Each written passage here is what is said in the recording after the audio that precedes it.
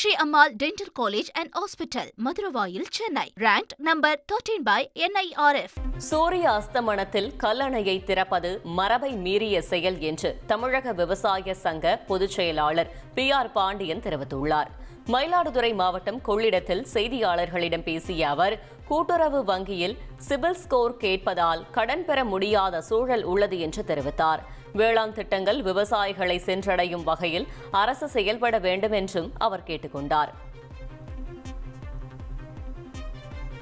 சூரிய உதயத்தை நோக்கிதான் கல்லணை திறப்பு இருக்கப்பட வேண்டும்.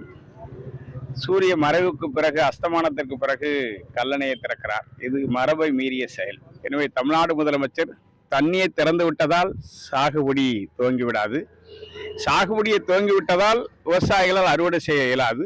பருவகால மாற்றங்களில் மிகப்பெரிய பாதிப்பு உள்ளாயிருக்கிற இந்த விவசாயிகளை பாதுகாப்பதற்கான திட்டங்களை உடனடியாக அவர் துவங்க வேண்டும். ஏக்கர் ஒன்றுக்கு 10,000 ரூபாய் ஊக்கநிதியாக வழங்கி விவசாயிகளை ஊக்கப்படுத்த வேண்டும் என்று வலியுறுத்துகிறோம். சென்னையில் பிரபல நிறுவனத்தின் பெருங்காயத்தை போலியாக தயாரித்து விற்பனை செய்த 3 பேரை அறிவுசார் சொத்துரிமைகள் அமலாக்கத்துறை கைது செய்தது.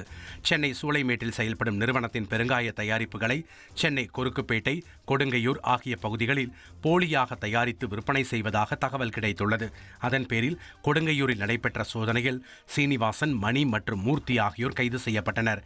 இவர்களிடமிருந்து போலி லேபிள் உள்ளிட்டவை பறிமுதல் செய்யப்பட்டன. Meenakshi Ammal Dental College and Hospital, Maduravayil, Chennai. Ranked number 13 by NIRF.